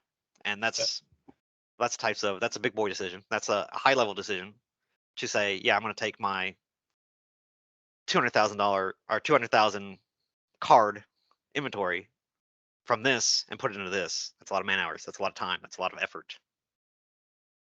We're gonna see how it goes. We're gonna see if Yep. it pays off, and see what they can do for us, Yeah. because Basically it's go to them, sit them at the table together and be like, all right, who's not going to F me the hardest here? well, that's always the goal, is to being like, all right, what can we do for me? I have Yep. two options. Sell Yep. me on your stuff, Yep. and Make yeah, it that's work. where we're at. And the issue that we're running into is with this current system we're in with Binder, they don't have multi-store support, Yeah. which is basically a deal breaker. Like, I can't not sell things on my second store. Like, there's workarounds to it, but it's just, maybe now's the time just to step away from them and go with something different. So that's the crossroads we're at, and the fun that we're having. That it's Is Binder as big of a company, like money wise, compared to no, no, TCG Player? no, Because no, I no, no, no, personally haven't. Yeah, no. Yeah, they're gaining a lot of people. A lot of people are getting with them, and it is a good system. It's a very good system. If you have a single store operation, Binder's great. If you focus on mostly trading cards, it's great. The only issue and the big issue that we have with them is that they take a percentage of our entire online sales, everything, not just TCGs. So every PS4, every royalty. Yeah, 64 game, every D&D mini I sell online, they get 2% of that. That's a deal breaker for me. That is you're just taking money on something you had nothing to do with. Binder doesn't help me sell minis. Binders don't help me sell a board game. yeah. I'd rather So see like a subscription service or some yeah, or contract or just something. like, Yeah, hey, yeah, things to sell on Channel Fireball or whatever. Get a bigger percentage from that, or whatever you got to do. But don't take money off my 360 I just sold online because you had nothing to do with that. That was all me. That was me literally building that out by hand. yeah, So that's a big motivator to move away from them as well, because that's just money that we're losing. So yeah, yeah. And that's I had seen your robot that is sorting mm, cards. That thing's insane. I've never seen one. Obviously, they exist. Is that yes, thing literally is just sorting by art or? Is yeah. there, It's got a camera built in, and it's identifying the card. It is very accurate in the point that it's able to tell the set and everything within a certain percentage margin. It kind of does a best guess scenario, but it has a camera on it, and then it has basically just like a piston with that uses air to suction to pick up a card, and then move things and sort things in this big tray system. And then I don't know how it does it. It's way smarter than me to figure out what stacks in it, or it's doing its algorithm to figure out where's what, yeah. and it sorts it that way. But yeah, it's a very cool machine. Um, Layer also just got bought by TCG Player, so that's another motivator for us to go that way, because we can literally just have that spit out a CSV when it gets done sorting, and it goes directly to our inventory on That TCG gives Player. you that gives you quantities too. So that's huge. Yeah. Yeah, so that I can Huge. have, you know, as of now, we're just having it sort, and then we're doing that stuff by hand, putting it into the set boxes and adding the quantity. To have that robot just do it and automatically upload that to TCG Player, That'd be huge. yeah. And they just got announced that they have a Roca Sorter Max that they just announced 2 days ago at Gamma, and they have something that's going to sort 3 times the amount of cards that they currently do now. You can Yeah. literally set this machine up overnight, and it'll go most of the night while you're gone and sort 3,000 cards instead of just a regular 1,000. So that, again, it's like an extra shift, an extra shift of somebody sorting cards for you. It's huge. Yeah. It'll just get faster and bigger and fat over I time. mean, It's yeah, gonna be. that's the plan. I mean, that's the dream right there. Yeah. Great. So when I'm sitting on all this bulk and I'm sitting here, I'm like, okay, well, there is a huge opportunity here. Again, opportunities is everything. So I am definitely going to sell more of those cheaper cards on TCG Player than I am going to on Channel Fireball. Yeah. So again, that's the type of business decision we're doing and looking to making. Um, and it sucks because Binder's been huge for us as well. Like the entire platform that they have and have built out, that we've been using for years, has also played a big role in why our website looks like it does and is as good as it is, and stuff like that. So Binder's been great, but as we grow and they're not able to fulfill our needs, we have to move somewhere else. That's just the reality of how it is. Yep. Yep. Crazy time. I love I mean, thinking about new technologies and stuff like that. It's crazy yeah, just to see how it's adapting from yeah, even we 10 years ago.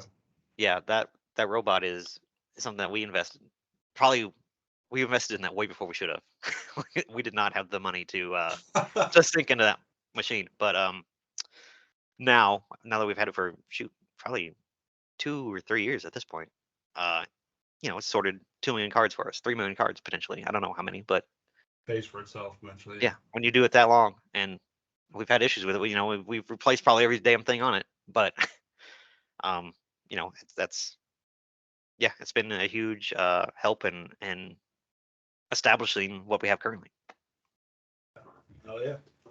Um, Not going to keep you too much longer, but it wouldn't be a regular Pokemon podcast without talking about vintage Sure. market. Talked a little bit about modern here, but what are your, because that's basically what I'm dealing with is like I got vintage slabs. I sell vintage slabs. I collect a lot of vintage stuff and Yeah. collect video games. But what are your thoughts? What's where we're heading, what we're doing?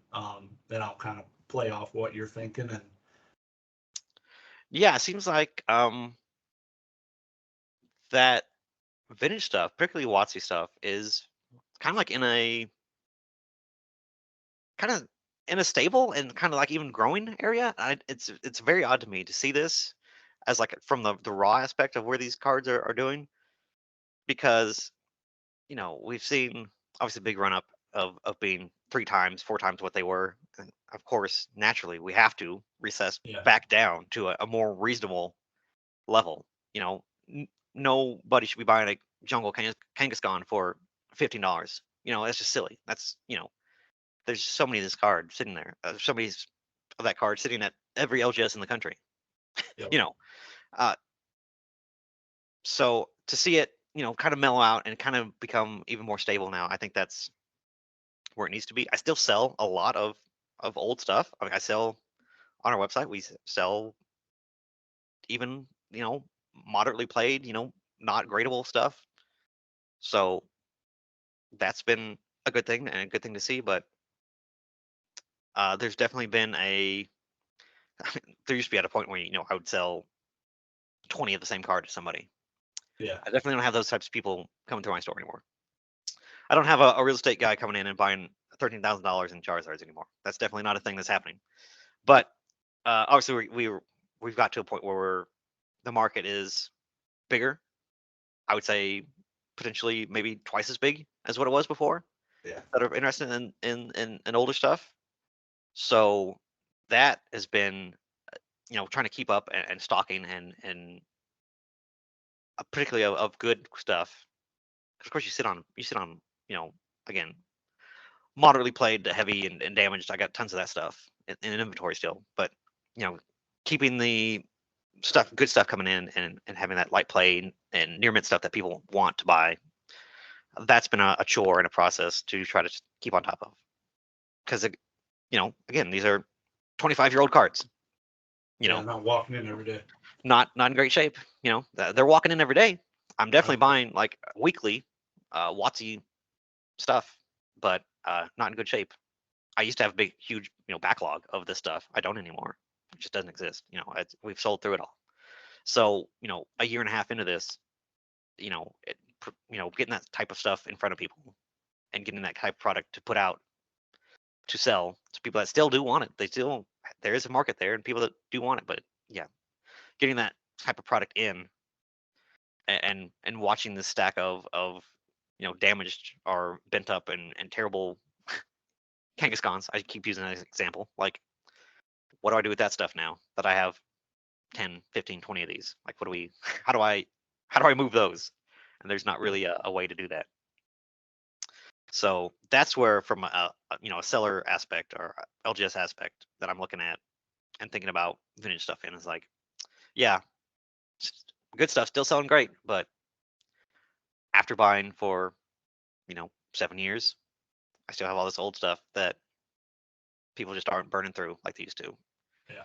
Um, yeah, it's very an interesting place to be, even with like seeing grading take off. Like I said, nobody was buying grading stuff 2 years ago, 3 years ago. Nobody cared. I wouldn't even if somebody came and walked in with a graded Charizard, I would contemplate whether even I wanted to buy it. It's just like the market just wasn't there. Like people weren't Yeah. walking in to an LGS and wanting graded stuff. Didn't exist. It wasn't a thing. Very, very rarely. So to see that market establish and grow and get to the point where it's just like, yes, there's people, casual people that are wanting to collect and buy and get the stuff in slabbed, graded stuff, has been very interesting to see, and that it's sticking. I would have thought by now that the market would have fell out. I mean, what, last month we had 250,000 Pokemon cards come back from PSA. They said the number Yep. one card product that they were returning to people was Pokemon cards. Yep. Where do all these cards go? What is happening to them? What's the market doing? That's the type of stuff that's interesting to me to watch and see. You know, are we immune to junk slab era, that mentality? Are we immune to that point? Yeah. Do we know? Are we there yet? Do we even know where we're at in this backlog? It's hard to say. I mean, I don't know Yeah. how Yeah. I think- far the casual market and people that want to buy these 7s, 8s, 9s of WotC era and types of cards, how deep are we going to run into that? And how long is it going to last? That's the type of thing that where I'm looking at a sealed product, or not sealed product, I'm sorry, a graded product come in. I'm like, okay, do I want to buy these? What percentage do I want to buy these at? How aggressive do I want to be? Am I going to be able to move these? That's the type of stuff that I don't know. And right now is kind of a scary place to be Yeah. when you have 250,000 cards coming back across the world. Where are all these cards going to end up? Where are they going? It's a scary time for sure. There's tons, like I said, tons of Pokemon. It's gonna probably be the next 3 months. They'll probably be the most graded in card Yeah. at PSA and Yeah. shipped back to the consumer.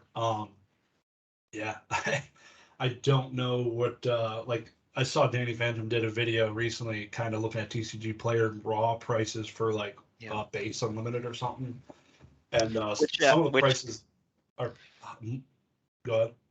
I was going to say, that is one of his recent videos that I did not agree with. TCG player is not where you look at these numbers.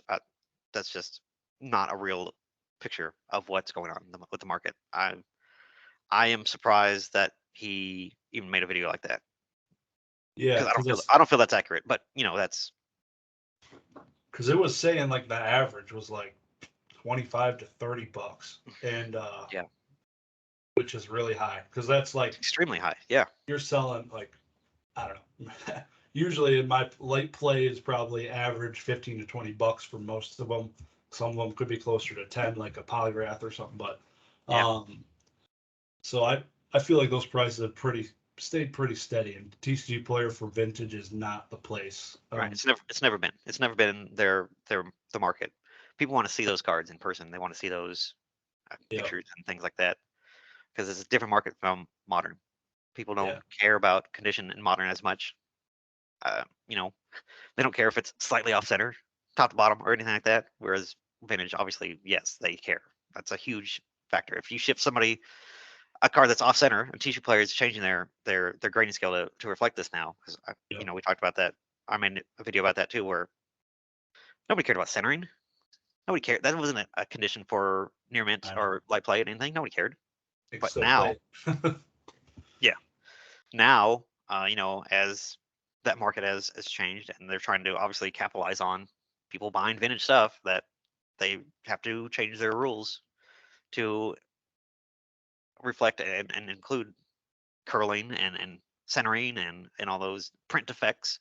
Nobody cared if they had a blue dot on the back of where the Pokeball is. Nobody cared from Yeah. a playable standpoint. Nobody cares. Yeah. But it's so common in modern. Geez, I mean, you'd be limiting half the cards possibly. Shoot, but that's just something that they're changing with and is evolving and but obviously TCG Player isn't where you get those prices from. I'm not pricing my stuff off of TCG Player when I go to sell these cards. I'm going to eBay and looking at Yeah. eBay prices. So Yep. a weird Yep. video that he put out, but yeah. Yeah, man. It's we'll just keep riding the wave, ups and downs, and that's at least I've been doing for the last 2 years. I've bought in the highs, bought in the lows, and sold Yeah. in the highs, sold in the lows, lost some money here, and I'm in it more for a lot of collecting. And when I buy collections and keep the cards I want, I sell the cards I don't want. So it's just constantly buying in and out of the market. So Yeah. I mean, But that's you have to do. So you're yeah. I mean, buying and selling cards has been as good as it's ever been. Probably better than it's ever been at this point. yeah, Every day we're buying collections.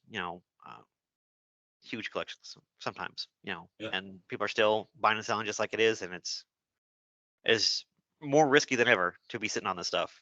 yeah. Even modern stuff. With prices and waves, and somebody gets announced. Something gets announced and it destroys prices. It's yeah, the market could be totally obliterated by the time that I buy this card and then I go to flip it. That is the risk we take. Yeah. All right, Mason, I'm going to hit you with a few rapid fire questions, something I've Cool, let's never go. done before, and I don't even Hey, have let's them go. written down. I love it. They're all just going to come off the top of the dome. So, Let's go. um, what is your favorite restaurant to go eat at with the family? Me and my wife love Outback Steakhouse.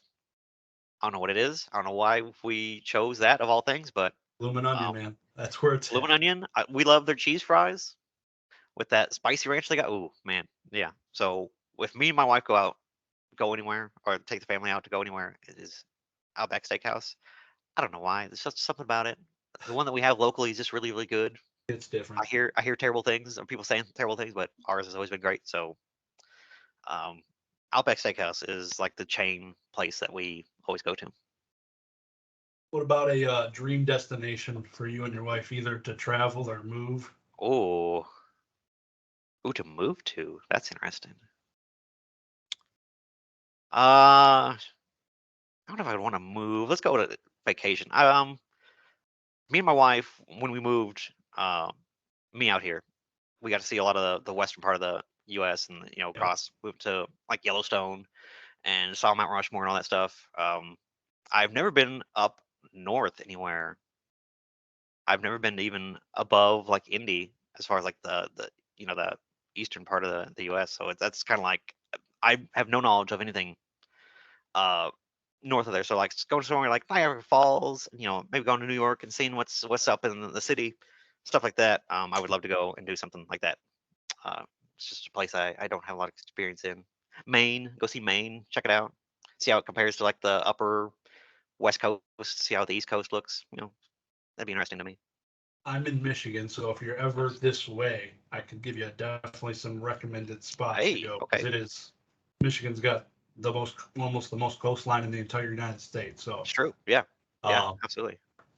some beautiful spots. I've toured quite a bit of it myself, and I could spend even more time in Michigan before I go to different countries and different stuff. Definitely. So, Yeah. definitely recommend it. When is your next venture for like a Gen Con or a large tournament? Is there any plans to maybe do something like that? Um. So I've never talked about this. Well, I'll talk about this with you. Um. We would love to work with some of the other local gaming communities and do like a big convention here locally of like maybe take a weekend and do like you know uh, card game convention, where we have big cash prize tournaments, and then do like fighting game tournaments, Tekken, Street Fighter, all that stuff, Yeah. Super Smash Brothers, all that stuff, and like do just like one big like tournament weekend for all those types of games, and just throw it locally and advertise it really heavy, and get people from out of state to come and do some good prize support, and prize uh, purses for people to win. That's something that we are actively working on and trying to put together right now. Yeah. So that's the next venture that because I don't have enough going on. I guess Yeah. I Well, plan all you're this gonna have too. time now. You have Exactly. time So now. That's so awesome. yeah. So that's like the next like big crazy thing that we're trying to work on. That we're going to run ourselves and try to do ourselves. So that'll be interesting. Stay away from Vanilla Ice. Yeah, that's a weird choice. I don't know. I guess she had every weekend free that they Yeah. had. But yeah, yeah, probably not anything like a mix up like stuff like that. But try to keep it Awesome. gaming oriented. But yeah, it'd be fun. Oh yeah, got a couple more. The Yeah, yeah. what was your dream job growing up? Did you go to college or I went to college. Yeah, I was gonna be a cop. And then quickly learned, and obviously with the events of things that are happening, that ain't for me. That ain't it, Chief. That that is not where I wanted to be. Yeah. Of course. So I went and got my 4 year for you know uh, what do you want to call it? Criminal justice administration. What do you Yep. pick your random verbiage? What you want to do? Uh, and then I did that and I got great, fantastic, shitty paying security jobs. I was like, okay, cool. This is not great. And then yeah, obviously with the police, uh, you know, interactions and things going on. Yeah, I'm good. I don't need that. I'm gonna do Yep. something else. I'm okay. So yeah, it was being a cop, but yeah, growing up. But yeah, things happened where it turned it less favorable. Let's say. Yeah. I feel you. It's that is a job you cannot pay me enough to do, and they definitely don't get paid nearly enough to do what they do, like Exactly. teachers. So Exactly. Um, God that and bless them all. I'm definitely not big enough to be a cop either. I need to Yeah. I'd have Yeah. to be one It's, of the short, scrappy guys, and that is also not me. So you gotta be really fast to be a short, scrappy guy. I feel I so. know that. I'm Let me out. tell you, that ain't. I love to Good. sleep and eat too Jim, much don't to get do him. that. He's running. Right. I'm gonna sit here and watch the car. Like, Yeah. Never been that guy. So didn't work out. yeah, you'd be like the cops from Superbad. Like, Yeah. you Exactly. guys are pretty Exactly. awesome. Man, it's been a true honor having you on here. It's great to finally talk to you, get to know you a little bit. Yeah, man. I mean, I've been just so busy with the second store. I've been just kind of slacking on videos and doing stuff, but I definitely miss it. I definitely miss doing lives. I actually have um, two other people I want to sit down with. Professor Oak, he wants me on there. And then I'm going to sit down with I don't know if you watch the old card shop, his Yeah, content that I he just started has. watching some of their videos. I'm gonna sit down with him hopefully here very soon. So I'm gonna do a second tour here of doing some lives and things. So it's gonna be fun. And then I say I don't have videos to put out, but then I sit down, I think about it, I'm like, God, I have so many videos I could make and talk about stuff. So I definitely want to get back into like in store, like recording a bunch of videos and like I kind of like doing bulk. Like I'll just like pick a day and like film like 3 or 4 like card shop candids. I'll do those like in Yep. chunks because they're not time based. It doesn't really matter. I can put those out whenever. Yeah. But then like doing more timely stuff, I wanted to get back and doing stuff in the store and doing stuff with that. And then as we start to build out the second store, like doing like a vlog, kind of like build up on that kind of stuff, and see if there's any interest in that, which I'm sure there is. But just yeah, that kind of stuff. God, there's just so much content I want to put out, and like I would love to do more and do better and bigger. Yeah, it's just yeah, like you said, hopefully with the my increase in time and sleep, I'll be able to do some more cool and interesting videos for people. Yeah. Yeah, this type like that type of content I feel like is a lot less like Leonhard had posted a burnout video and Yeah, I, like the stuff I'm doing I like the vlog kind of my journey through all this and yeah, the stuff you're posting I feel like it's a lot less prone to being burnt out. It's right, more yeah, just day to day like what's happened like it's yeah, what we're I doing is life and it's not more of entertainment like yeah, it's there it's entertaining but it's not you're not putting on huge shows like yeah. bells I and really whistles. I really love doing the card shop candids. They're I really like where Yeah, that and what that turned into. They don't get like as the much intros. views. They don't get as many views. But I know the people that do watch them like really love them and like appreciate them. So I definitely gonna keep that going. Um, I have a list of 20 other topics and things I can expand on, stuff that I've already made things about. So there's plenty of content of that. Like there's no shortage of topics. Trust me, I Yeah, can talk about literally any aspect of a card store, and it'd be worth a 10 to 15 minute video. So there's plenty of content there.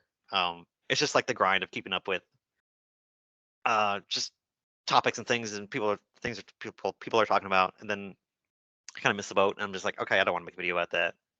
Car shop candidates, I can just always go back and be like, okay, I can talk about this anytime, and it'd yeah. be topical. So I'm less focusing on like the rat race of like trying to keep up with what people are talking about and doing more just what I want to do Yep. and what I enjoy making.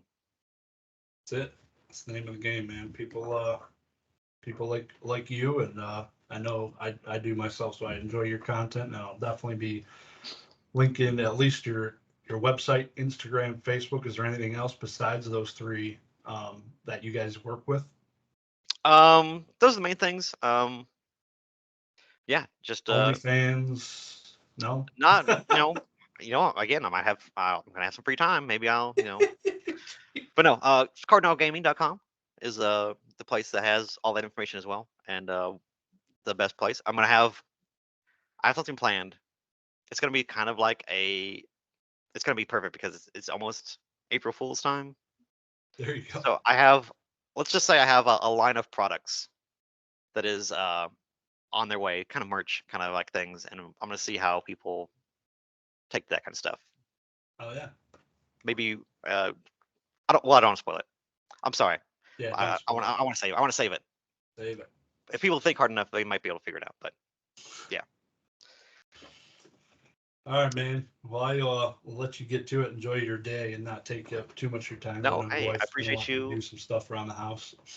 No, yeah, like I said, I appreciate all the support and you hanging out and inviting me on. And whenever you want to talk again, I'll make a hole in my schedule for you for sure. Definitely. Sounds good, man. I definitely look forward to hopefully getting down there and meeting you in person. And Yes, I love it. that'd be cool. That'd be cool. So if not, I'll see you probably in Denver. I plan on being You're gonna go at that too? Collecticon. So Sheesh, that's gonna be hot. I gotta yeah. go. I gotta find a way to do it. I gotta find a time. I gotta Yep. figure it out. Start planning. All right, man. I'm gonna let you go. I'll talk to you soon. All right. Hey, yeah, appreciate you. All right, Mason. You have a good one, man. See ya. All right, bye.